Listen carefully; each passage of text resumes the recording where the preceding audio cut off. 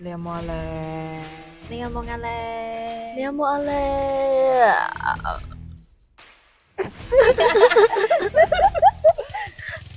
石頭係有生命㗎，不過咧而家都冇乜生命啦。因為我哋生命力好低啊！你係邊個？我係雲母，我係石英。我係長石。雲母啊，點解我哋要開呢個 podcast 啊？原來我哋喺地鐵度咁 interview 完咗之後咧，我就討論一個關於 AI 題目。我哋傾呢個題目都傾咗5至10分鐘，我就覺得呢一段錄音咧，或者呢個對話就好有意義。跟住你嗰時記唔記得係咩反應啊？好熱衷嘅反應。係啊，你就話係啊，其實我都得㗎，可以啊。係啊，但我都有諗過長石就話，我唔記得咗。長石佢係話佢淨係會聽咯。哦，係啊，係啊，佢唔會講嘢咯。聽為係啊，佢會聽嘅，係我哋嘅聆聽擔當。冇錯。冇錯啦。我哋本身三個我哋都成日都傾偈，所以我就覺得應該有好多 topic 可以講。係啊，仲要一傾咧，傾到大家都喪失理智啊！係咪好好笑？總之你啲鄉音啊，好掛住你啲鄉音。臥底藏龍。臥底藏龍。放心，我唔會令大家失望。文武相傳。係啦，所以我哋咧頭先搞呢個 podcast 搞到3號波，我哋都繼續搞，但係我哋揾咗好多轉，都揾唔到靚位喎，好大壓力啊！萬事起頭難啊，真係。冇錯。希望你可以 keep 住啦。Yes，我哋今日主題就係如何舒緩壓力。噔噔噔噔。講下咩叫壓力？好啊，好啊。好，大家覺得咩係壓力咧？阿長石。我而家用嘅好大壓力啊！你要我講。被逼講嘢嘅壓力。意啊。係咁話，佢要兜個咩？你兜個圈先。我想聽下。我兜完呢個啦，翻返嚟。其實有啲人咧係唔覺得自己有壓力㗎，即係點啊？即係咧係要透過人哋話俾佢聽，話你呢排唔得喎，好低氣壓，或者哇佢身體可能已經出晒濕疹啦，跟住先同佢講，即係可能醫生先同佢講，其實你係有壓力咯。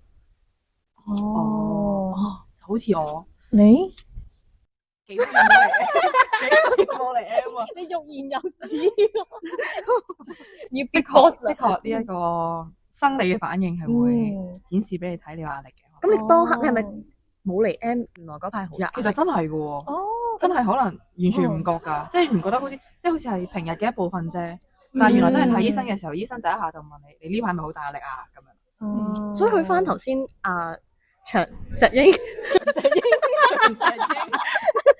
佢係想講兩個人都係咁低，冇錯，混合 both of you。阿石英問嗰個定義或者點樣去維持壓力，其實對有啲人嚟講都好難噏得出，因為自己不自知。係高啊，咁高啊！有限嗰啲，同埋會停頓咯。有限嗰啲就唔一定係講身高，可能智能。後面啊長石，所以就係壓力啊！壓力即係頭先大家講話咩個身體係會俾警號我哋自己，所以我哋可能個 mental 係 sense 唔到嘅。壓力係咩感覺咧？當有壓力嘅時候，好焦慮啦，唔知做咩好，好似樣樣嘢都覺得自己好差。冇錯。即係好似自信心極低。yeah。我以前咧做嘢嘅時候，我最大壓力嗰個咧就係我唔想由0去到1整一嚿嘢出嚟。咁所以咧，我係用咗3年時間先去訓練到自己。原來我係有壓力，所以我先做唔到嗰樣嘢。但係越唔做嗰樣嘢，越有壓力喎，所以好矛盾個位。咁然後就揾到原來我係驚做咗呢件事之後帶嚟嘅壓力，所以我永遠都唔夠膽行前。其實嗰樣嘢你中意 split 開做好 small pieces 嘅時候，嗰樣嘢就變得好簡單。都係方法。反而係個心態咯。我覺得方法係每個人都唔同，但係心態都係圍繞住嗰一樣嘢。你要相信自己係做到咯。當然好難啦咁樣。咁如果實質上你哋點樣舒緩壓力咧？有啲咩方法？即係平時你要做啲咩？即係心態好難講噶嘛，你都要有一啲行動去改變自己噶嘛。最快就睇下嗰件事可唔可以盡快解決先啦。盡快解決到，自然嗰個壓力就會冇啦。有時候面空，有時候內心太氣白。呢個你係咪參加嗰啲咩成長的雞胸嗰啲？雞胸。我哋講翻嗰個減壓嘅方法係咪？係啦，最快睇下可唔可以即時解決到我即係個壓力嘅來源先。係啊，即係可能有啲嘢未做，一 deadline 未做好嘅，咁啊快啲做完先，咁佢壓力可以即刻消除到啦。嗱聲做咗個 task。咁但係你會好覺得我唔想做嘛，就係因為有壓力嘛。咁我點樣可以即時處理先？即係會當嗰個位有啲嘢去到要逃避或者想抽一抽離先。嗰個先係壓力。所以如果嗰個人佢能夠即時處理，佢已經係將嗰個壓力變變咗動成動力啦力啦，，係係啦，就會係好嘅影響啦。咁即係例如好多人都講咩聽歌啊、瞓覺啊、做運動啊咁樣就可以減壓啦。即係我哋呢一個情景就係當我哋唔可以即時處理某啲嘢，但係我哋又要令到自己個狀態好啲嘅時候，係咪？令到你個心覺得自己係 capable 去做到呢樣嘢。所以我之前咪有睇過啲嘢講話咩？如果我哋係用腦工作嘅話，就要做運動去休息。如果你係用體力勞動咧，就要瞓覺。係啦，咁呢個都係其中一個可以令到你休息嘅方法咯。咁你有冇試過用呢個方法？我有喎，嗰日放咗工之後咧，就翻咗屋企度做1個鐘頭運動。即係你已經做咗成日嘢，你唔會想再用腦，但係嗰樣嘢就要趕住交嘛。跟住做完運動之後翻屋企就哇好有 power，即係已經充咗電咁樣就做啦咁樣咯。咁所以你之前聽到嗰個方法係 work 嘅咯。啲人話撳手機咧，諗住休息下咧就 keep 住撳咧，唔好意思啊，嗰啲全部都係壓力嚟噶，即係佢勁短啊嘛。係啊，同埋你要咩聽嗰啲人講咩？你要 keep 住碌嘅時候，佢個快感你要每一個快感要比另一個快感更強，咁就越嚟越攰咯。同埋我聽講咧，即係 social media 會令到大家有焦慮，即係令到個焦慮情緒更加多，因為有好多唔同嘅比較啦。點解佢哋咁開心去旅行玩啊？仲係做緊呢個打工仔嘅咋咁樣？咁係越睇越灰咯。即係有嘅比較。當你覺得有壓力嘅時候，就一係做運動，一係瞓覺，即係咁啊。咁有冇啲可能性啊？當係俾個機會，可以開個 podcast，可以暢所欲言。係啊。咁我哋俾個機會俾啲 social media，有冇啲係狂睇搞笑嘢係可以減壓咧？咁你每一個搞笑要比前面嗰個更搞笑咯。如果唔係就追求，係啊，人係慾望永不止啊。好難搞我哋。我自己都係覺得都係運動嘅，咁我就會揀跳舞咯。咁啊多咗啲音樂係會好啲啊，因為喐下手腳啊，咁啊暫時放低翻工嘅嘢，咁就會開心好多。同埋咧嗰個方法咧真係要試，因為你開頭係咪會覺得有啲懷疑啊？嗰個動我都係會俾借口自己或者唔去跳，咁但係原來跳咗之後係真係有效果嘅。咁有冇令到你做嘢效率高咗？我冇再做嘢啦。係喎，第二日嘅事啦已經。但係我覺得咁即係個心情舒服咗。係啊，係好咗咯。其實好多時候壓力心情後處理事情。Yes， 哇！啊呢個多。咁有咩大家都覺得好 work 嘅噃？啊，我記得你話係見朋友。哎呀，嚟啦！你講咗，我想講，有冇嘢講啊？所以。咁你可以講下見朋友有啲咩？佢有咪噶啦。見朋友知道嘅，因為好難得聽你講嘢發表，所以再大聲啲。係啦，要大聲啲。頭先咧有個保安上嚟想鬧我哋，係啊，你望下，因為我哋頭先第一下笑嘅時候太大聲可能，跟住佢上嚟望一望，3條友做乜嘢，跟住落翻去。好，翻嚟啦。可唔可以引導我啊？唔好意思，我怕醜。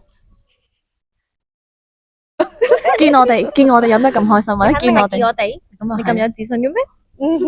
但係好可惜，我真係得你哋呢個朋友。你嚟攬我先。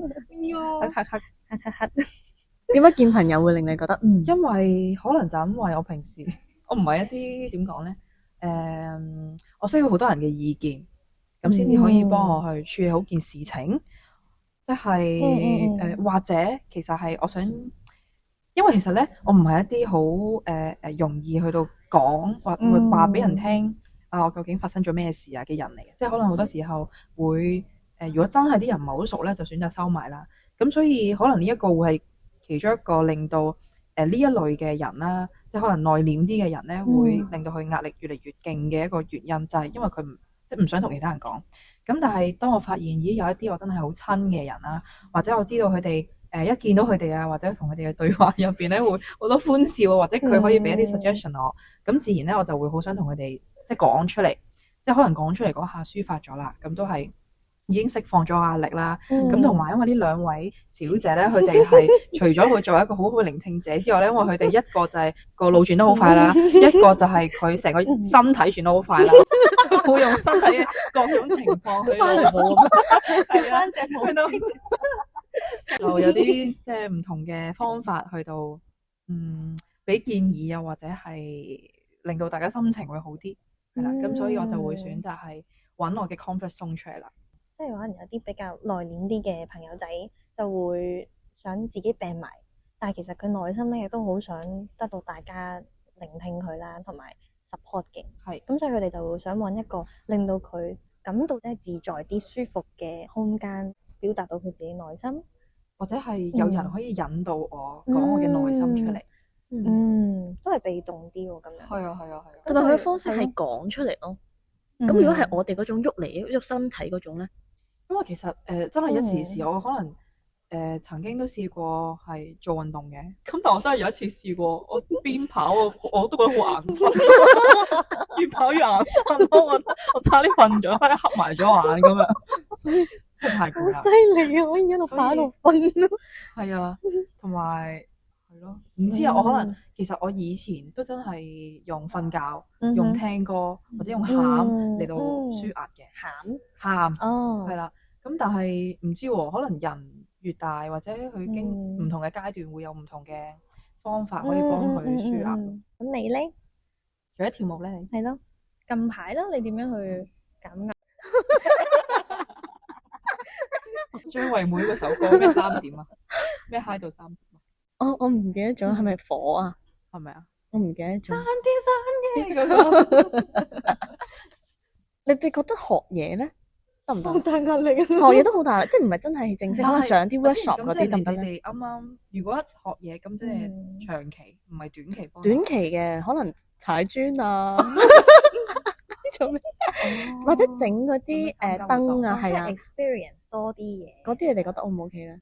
嗰係 OK 啦，對每個人嚟講都一定有方法噶嘛。咁但係多感官刺激。嗰啲都 OK，都係仲我諗個功能或者作用都係想將我想逃避嘅嘢再擺得。其實咁樣講，呢啲舒壓嘅方法係咪逃避咋？呢個好問題。即係我哋話要減壓，就係將我哋嘅注意力分晒喺其他嘢嗰度。咁但係個壓力仍然存在。定還是係我哋而家因為有壓力，所以我哋將個心睇化啲，令到個壓力雖然仍然存在，但係我哋懂得點面對。啱㗎，你話逃避其實都係逃避一種㗎。咁會唔會有啲先後次序嘅分別咧？即係我哋先逃避，後或者同步都得㗎。即係可能我逃避一時，我係為咗去調節心態，然後我再翻嚟睇呢個壓力嘅時候，都好似 OK 喎。係啊，即係壓力一直都喺度嘛。你點睇佢就係一個壓力，你左睇右睇，可能佢係一個上看。會變咗壓力都很簡單。佢係左睇右睇變咗一個語言啊！佢喐埋隻手添啊，做指揮家。但係所以如果咁講，其實逃避係完全係冇問題嘅，就係為咗後邊。如果過分逃避咧，就會抑壓咯。抑壓，即係有啲人佢覺得係啦，嗰樣嘢有壓力，我擺埋佢，我諗佢。咁但係當你某啲事觸發到嗰個感受出嚟嘅時候，嗰個壓力就會爆煲。係就係好似啲引擎咁樣，佢 keep 住逃避緊啲，佢未必揾到人生嘅動力，所以佢選擇咩？而家講咩內卷啊嘛，嗰啲人講內卷唔係好事嚟㗎咩？唔係啊，係內耗咯，即係佢講內卷係內耗，內卷係私底下我話俾你聽，我唔努力，但係其實我內卷係啲人溫即係努力勁，係啊，即係我冇溫書，我冇溫書，但係其實我溫咗，咁所以就話佢3嘢又嚟。咁你喺後邊嗰 part 點樣去做調節咧？即係可能逃避咗一段時間啦。咁你點樣去？我哋不如舉個實質嘅例子，點樣逃避咧？即係我哋而家有個壓力，嗰個壓力可能係即係我而家工作上可能俾好多 workload，跟住又會俾人話下，然後自己又好似得身咁嗰啲叫咩？得不從心，差唔多力不從心。係啦，咁所以咧就好大壓力啦。佢究竟佢嗰個人啊，佢係想點咯？係好影響到究竟佢係逃避定還是係去面對咯。即係如果嗰個人佢同樣地 A 同 B 都係做運動，但係 A 係因為想避開嗰啲嘢而做運動，而 B 係想用運動去調節心態，令到佢有更好嘅能量去對呢啲事。我覺得係心態影響咗佢係咪一種逃避？咁有啲會仍然相信自己得嘅，只不過可能用錯方法啊。佢仍然對自己有希望咯。就係而家可能個抗逆力比較低啲嘅人嘅時候，佢哋就會想揾人去引導一下，或者佢自己都揾唔到方法去。你有啲危險啊？係咪我話抗逆力啊？因為人哋抗逆力比較低，所以係啊。我覺得係我覺得每一個人抗逆力都係可以有低同有高嘅時候咯。係啊，即係嗰一刻你可能好多事影響到你嘅時候，你嗰下咪冧咯。會即係骨牌啊，你同因為骨牌效應我始終覺得人係有意志力嘅時候，或者有興趣對嗰樣嘢，一定係最 high energy 嘅。所以我聽過有我唔知喺邊度聽啦，就係話即係情緒啦，情緒冇話其實冇話好冇話唔好，都冇話正面冇話負面，而係話嗰個情緒可以俾你高能量定係低能量。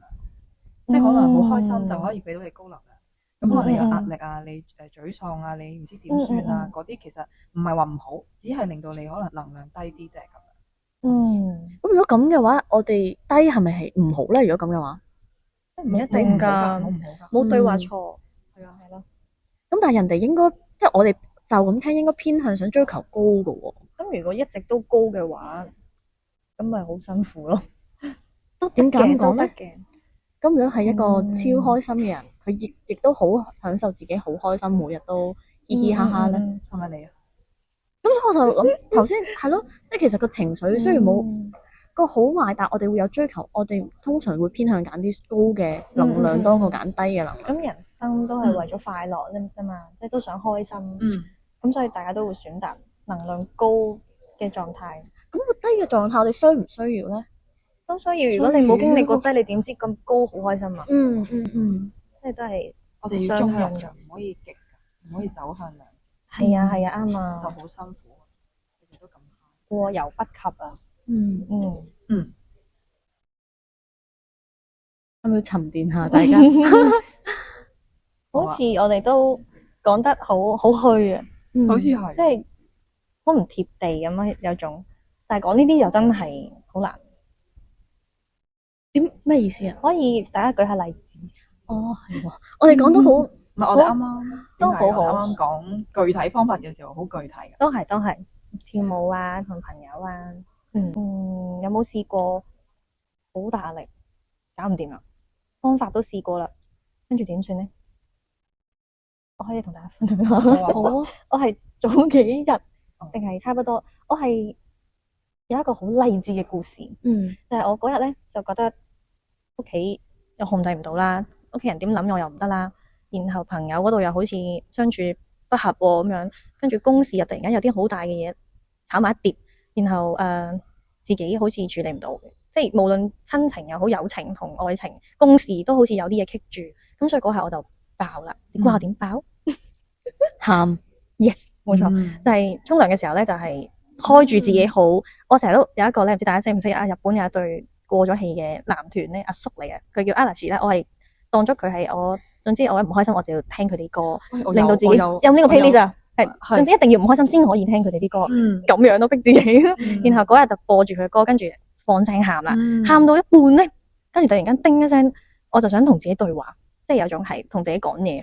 我同自己講話：你做咩要理人哋點樣睇你？人哋講咩真係你咩？跟住再問你有冇真係對得住自己？嗰刻就覺得我真係做嘅所有嘢，我都係對得住自己。咁所以嗰下就抹乾淨眼淚。OK，一打開到門，冇錯，重新做人啦。Yes，and then 買埋本書，唔得嘅就買書睇，去幫自己去沉澱多少少。係啦，所以其實唔係要人哋去幫自己咯，係要靠自己先可以去令到嗰種壓力減低啲，overcome 到。係啦，所以我就記得要問大家一個問題，就係大家點樣去處理唔同方面嘅壓力？我自己係冇嘅，因為都係個情緒都係好焦慮，有啲嘢搞唔掂，或者係都係唔開心咁樣，都係一樣。同埋學你話齋頭先啲嘢係炒埋一碟噶嘛，咁所以冇話邊種壓力係點樣解決咯。冇錯，我都係。通常係要睇佢個源頭嘅啫，即係好似都係你有講過話，可能 A 影響完你之後，你就冇心情去處理 B、C 噶嘛，咁所以因為 A 先至令到 B 同 C 都有壓力噶嘛。都係。所以 depends 嗰個源頭個情況。所以我覺得好多時壓力都係嚟自於人咯。咁所有關係都係人。係啊，關係係最大壓力㗎。頭先咧，你講到其中一個方法係同自己對話啦。我最近就睇咗嗰個又係 YouTube，咁啊熊仔頭就講話佢自己抑鬱嗰排都係狂不停咁同自己對話咯。其實係要㗎。咁你嗰次沖涼嘅經歷係咪係咯？幾耐？ 10分鐘㗎咋？係咪第一次試呢個方法？我以前咧係喪喊到停為止咯，冇同自己對話。咁啱嗰一刻，叮一聲就同自己。我以前係會鬧自己嘅，即係會係點解做唔到啊？點解會咁？係咁點解？係啦。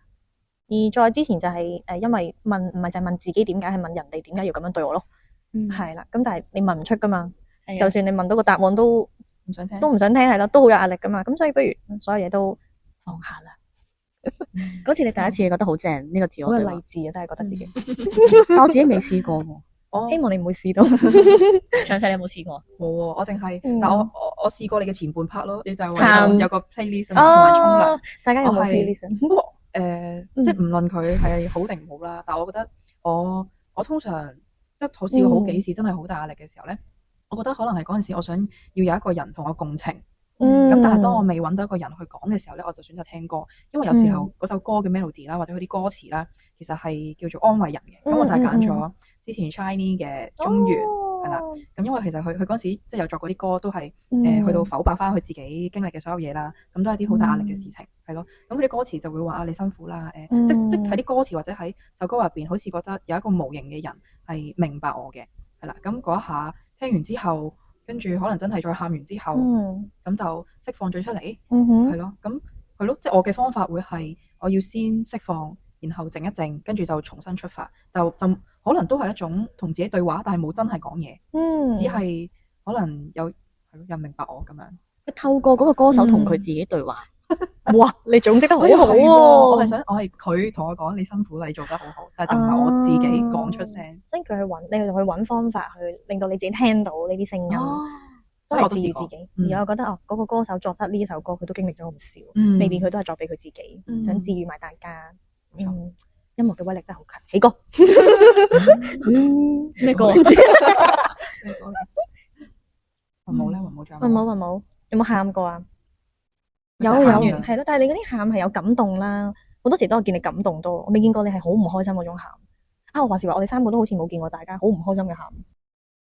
唔係，我上次因為佢上次，但係因為我自己做錯嘢嘛，我都有喊噶。佢嗰都係壓力喊，都係壓力喊啊，叫做壓力喊，感恩喊，壓力喊，開心喊，係啊，我係好似冇，我哋兩個都冇喎，係啊，欣賞你，真係。多謝你，ありがとう咁啱啲得，合管下。欣賞我咩？欣賞我喊啊？欣賞你或者多謝你信任我哋，冇錯喺我哋面前係。咁如果咁，即係話你哋兩個唔信任我。唔好咁講，唔係因為每次見到你都好開心啊，係啊，喊唔出啦，見到你已經咩煩惱都掉晒啦，係啊，所以你有煩惱嘅時候，你就我哋幫你接住，冇錯，係啊，收唔到音佢呢個條，佢好似準備要喊。我冇啊，喺度幻想緊，即係頭先阿石英佢講到我自己好多唔同方面同時間發生嘅時候，我都諗緊自己有冇呢啲情況咯，好似又冇喎。係我諗嘢諗得好多，所以就係有諗嘢咧，個人就會燥啦，好煩啦咁咯，所以我覺得唔好諗嘢。依家係口嚟㗎，唔係啊！你而家諗翻起咁，即係其實本身嗰個客觀事情係冇咁煩嘅。係咧，你會人哋一個小小嘅動作，一個小小嘅眼神又好，佢講嘅一句説話，你已經幫佢 FF 咗 N 咁多樣嘢啊！所以我每日都淨係個腦咧，除咗做嘢之外咧，都係佢會無啦啦會彈出嚟，跟住彈下呢邊，然之後你又係咁 loop 咯，係咁諗咯，好似解脫唔到咁，好辛苦咯。幾時開始？好似之前讀書嘅時候冇覺，冇㗎。你出嚟做嘢嘅時候先有呢啲嘢嘅咩？係啊。我哋之前讀書嘅時候，你冇講呢啲煩惱㗎喎。因為認識嘅人多咗，睇嘅書多咗啊，都可能係經歷多咗，冇錯，經歷咁都好多咗。正常。做學生嗰時，日日都係係咯嗰日做咗嘅嘢嘻哈哈嗰日就算㗎嘛。做功課啫嘛，都係有你哋係陪佢一齊做嘅咩？係咯，嗰陣時最大嘅煩惱就係功做課。 assignment 啫嘛，project 啫嘛，有咩啫？但係嗰陣時都要處理關係嘅人，即係冇咁多。係咯嗰陣時又唔會話啲朋友好難搞咁樣。啊，我想而家唔知得唔得咧？我記得之前我哋 Year 1、Year 2咧，阿長姐好似有試過。哎呀，我哋啲關係上嘅嘢㗎。嚇，係你仲記唔記得啊？我記得啊，你記唔記得？我記得咪就係嗰首歌咯。你嗰首歌記得咩歌啊？我唔記得係咩啊？你講，你繼續講，你繼續講，你繼續佢唔講。記得啊？咩歌啊？你講，你繼續講啦，你唔好俾啲眼神我，get 唔到，我唔想 FF 你眼神啊。 Year 1、2嘅時候，我唔記得，sorry，咩事啊？你問啦。我問咩？係咩事啊？長石係咩事啊？我記得又係 WhatsApp 講過，但係我好欣賞阿長石係會主動同我哋講佢內心嘅一啲嘢，而我發現原來係會有糾結嘅，即係都啟發咗我而家我都處理緊同啲朋友嘅關係啦。究竟我應唔應該講？成日都話大個咗，其實有啲嘢過去咗或者由佢過啦咁樣。但係冇辦法係因為你好重視嗰段友情，你都好想令到自己舒服嘅話，你都會想同人坦白咁講。所以我都幾中意嗰次，你話俾我哋知咁樣。我係講緊唔係，我係講緊嗰件事咯。因為你嗰陣時咧，你係 po 咗 IG 係有首歌嘅，嗰首歌係咪就係 Shiny 嗰首歌？我哋講緊其他嘢啦。咩啊？呢個係讀完書噶啦，係咪啊？唔係啊，未讀完書啊。有咩？咁你講咩啊？我哋講啲我哋知嘅嘢咯。可唔可以開估啊？算啦，體諒佢啦，忘記都係件好事嚟嘅。OK，即係我哋咧睇，你越係話越緊，你侵蝕你啊 erosion，即係話減壓嘅再一個方法就係忘記。係啊，真㗎，嗰本書有講㗎。當你咧忘記咗啲唔好嘅嘢，你就會記得住啲最快樂或開心嘅嘢，更重要嘅嘢。所以忘記係一種福氣嚟㗎。多謝。delete，即刻 delete。你勾翻起我呢個記憶先，勾唔起㗎啦，應該。唔得，你哋兩個，我記得㗎。係咩啊？咪就係佢嬲啊嘛。嗱，我記得嗰次就係佢唔開心，我哋兩個比較係咪啊？係咪嗰次啊？佢唔開心，咪就係咯。係咩歌啊？係咩歌啊？你自己 po 咗你記 IG，得嘅。佢第一下我已經記得啦，所以我咪第一下係講 po IG 同埋嗰首歌咯。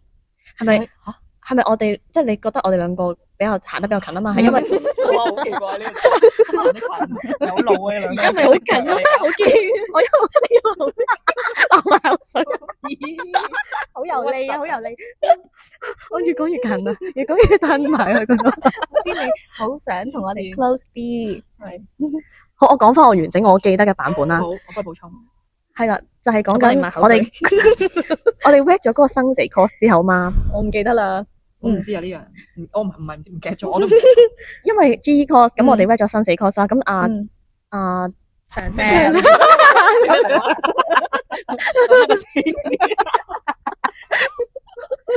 其實我覺得咧，我哋係咁講對方個名好搞笑噶，平時都唔會咁樣叫噶。阿石、阿英、阿毛、阿毛係咩？阿毛、阿毛、長石啊嘛，係咪啊？係。你講其實冇 read 係嘛？係啊，你 read 咗咩課啊？嗰陣時記得啦。係總之即係其中一個社網就同阿石英比較 close 啲，因為會講翻 project 嗰啲嘢嘅，咁所以阿長石就覺得點解你哋兩個好似 friend 啲咁樣？咁然之後佢就唔開心啦。咁唔開心，佢嗰陣時咧就係冇乜點樣出聲。我哋一齊食飯都好，三個一齊食嘅本身，但係都冇乜點出聲。跟住走嘅時候又走得好快啊，又話你哋兩個一齊坐啦，我記得㗎。哎喲，你再坐埋嚟啦！但係坐車嘅時候，你哋兩個一齊坐啦，我走先。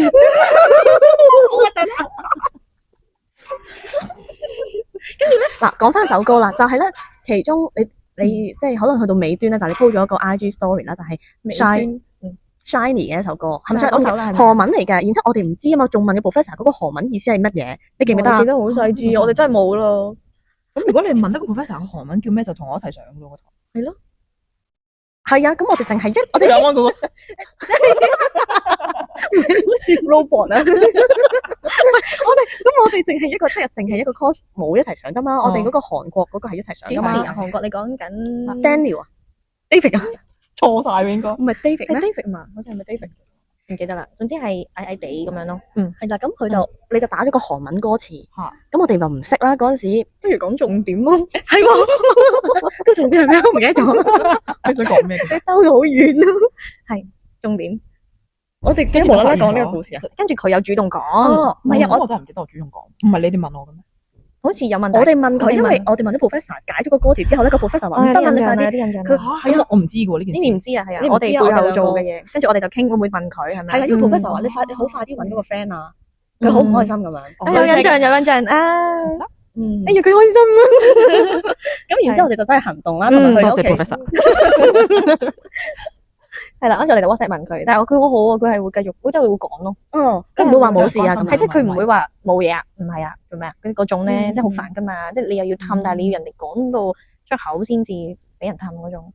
所以要三顧草廬咯，可能啲人係啊，好啊，冇錯。咁你講完之後嗰刻有冇咩感受？我嗰刻有冇喊啊？我哋係 WhatsApp 㗎，我哋冇面對面。唔係啊，你有上嚟同我行山嘅喎。有啊，我冇咩？你冇喊？你有咩？冇喊啊？你係咩？我冇記得你有喊過。係咯，記得你有喊。你好冷靜咯。開心翻啲啦，不過之後就冇事啦。咁可能就係可能 WhatsApp 嗰陣時，可能我講嗰陣時我有喊，但係你哋係咪啊？咁你嗰刻有咩感受？你喊係因為你哋最關心我啦。諗係黑黑地岸，其實都係想被關心、被愛。所以真係關係都係會好容易令人有壓力嘅。咁你嗰陣時有冇狂 FF 啊？我嗰陣時好幼稚啊，我冇諗咁多嘢，好單純啊，因為我覺得我諗嘢好簡單，冇而家咁複雜。係，不過咧講起呢樣嘢咧，即係到翻我啦，即係有一段時間咧，可能你兩個人會 friend 啲啊嘛，即係你會私底下約出去咧，但我又覺得冇乜嘢，因為我覺得每個人個 vibe 唔同啊嘛，所以我又覺得好 free 咯，即係唔處理。點講咧？即係當人哋你做咗呢樣嘢，人哋好 care 嘅時候，你點講都係冇用噶噃。所以就有陣時你覺得嗰樣嘢喺你身上冇問題，但原來喺人哋身上係一種傷害嚟噶噃，咁啊注意下咯咁樣。係就係呢啲嘢咯，即係令到你係例如我哋做咗某啲嘢對你嚟講唔開心，可能你做咗同樣嘅事，我又覺得 OK，咁我冇辦法去揣測到我做緊呢件事啱唔啱噶嘛。咁所以令我之前做每一件事我都好有壓力咯。即係我唔知我而家咁樣做，你又會唔會嬲咧？你會唔會唔開心咧？好似對屋企人又係，對朋友又係，每一刻每一步都要諗我講嘅說話，我做嘅表情，所以我樣樣都不如對住你笑啊咁樣咯。其實我自己好中意就係友好關係啦，唔好搞咁僵，開心心咪好咯。係啦。咁我壓力會唔會就係因為有啲嘢想執着，或者有啲嘢想做好咯？頭先你講到話，其實一件本身嘅出發點係好嘅，就係想令到嗰件事係好嘅，嗰段關係好嘅。你會有期望啊。當你有期望嘅時候咧，做唔到唔如意你就失望，失望就變咗一種壓力咯，即係俾自己壓力啊。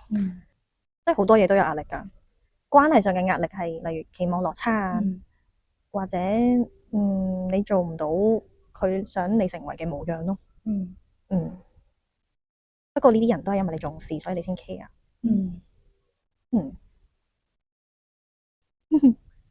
做咩啊？咁我哋今日講咗嗰個減壓嘅方法係咩啊？你哋翻去自己聽。或者跟呢本書咁講咯，就係善待自己咯。佢成本書都係講善待，如何善待好自己，對自己好啲。講起善待自己，嚟點啊？唔係好多人識做呢樣嘢噶，或者係咩嚟嘅咧？即係話人哋講話人要人哋愛自己，不如自己愛自己先。但係其實愛自己好難，再善待自己其實都好難。但係 BTS 有教我哋要 love myself。咁佢口號啫，但係實際點樣去用思想，即係思想點樣鍛煉或者思想。你講多次思想，思想啊，行動啊，平時點樣嗰個係咯，點樣去生活啊？呢啲嘢要學或者點樣去 tune，其實都好難。係咁善即係點啊？我覺得係對自己方即係好正面好啊，個個都唔同噶喎，係咪啊？係咯。咁正面即係開心，happy。啊，你講起開心咧，又可以講咧就係幸福同開心嘅分別。幸福同快樂啊，未必一樣噶嘛。係啦，冇錯啦。咁善待自己啊，咁即係咪減壓就係善待自己咧？係啊，因為頭先我自己覺得減壓太大壓力嗰個，即係頭先 mentally 啊，就 physically 都係好唔好，承受住一個係好差咁，你身體又會病啊，出紅疹啊、濕疹啊。你有出過噶？我冇，但係我有個 friend 係咁樣，或者話我自己係呢個身體會有咩事啊？會跳舞。我自己一有壓力就跳舞。我諗我自己係冇承受過咁犀利嘅壓力咯。其實係你自己本身睇得開咯，你個抗逆力強咯，或者你對嗰啲事唔執着咯。係啊，好好啊！你不如教大家點樣唔執着啊？教我哋啊。其實就係唔理咯，係唔好噶，因為對人係冇期望，或者對自己冇期望，學你話齋咁係冇噶，啲嘢要斷捨離，或者唔好咁所有嘢都攬上身。咁你就會好簡單，簡單啱啊，就係簡單單咯，唔好咁複雜。但係就會冇好似某啲人，譬如你咁樣，你係會可能做到你咁執着或者點，你會做到面面俱圓，或者你啲 friend 大家都會幫佢哋打理得好好，關係都好好。咁呢啲咪你有呢個能力做到嘅嘢，咁你兼顧嘢多咗，咪一個好，即係我覺得係一種好叻嘅人先做到嘅嘢咯。但我就係選擇咗斬斷，我唔理啦。咁我冇去處理，其實我覺即係能力上，我覺得冇你咁處理得咁好嘅喎。但係我覺得自己係真係唔係處理得話好好咯。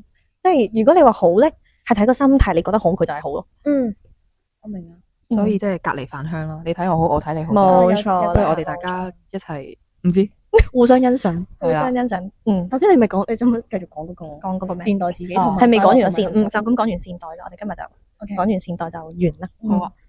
善待，我覺得我哋而家已經善待緊自己啦。點解咧？做咗啲咩咧？我哋依家用時間去陪重要嘅人，同自己同自己開心嘅人同事去做互動，即係就係令到自己更加多正能量嘅做法。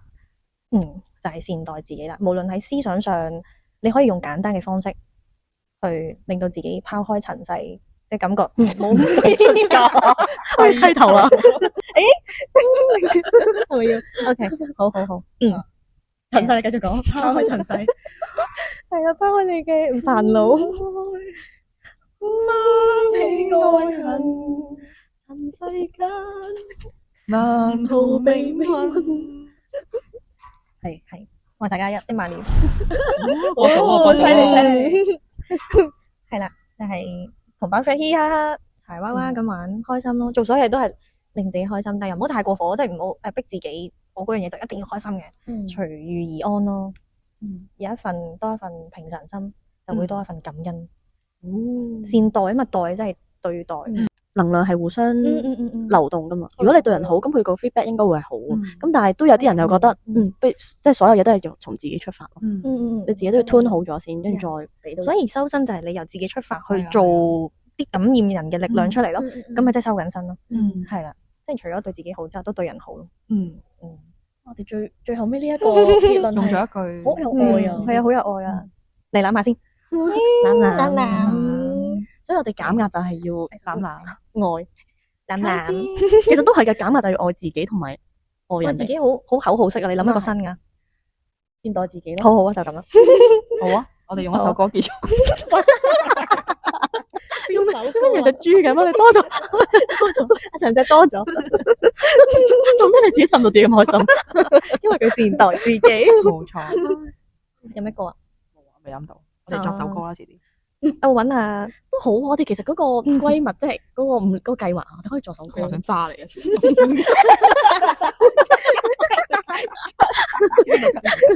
繼續。我哋可以作首歌噶，屬於我哋嘅歌咯。係咪出道啦？要唔係啊，你全方位啊！我而家搞咩？咁你諗下先，你諗下，我哋咧上個星期出咗條片啦，出咗啲相啦，跟住出podcast啦，跟住仲要出歌出院，正式出院，未出院。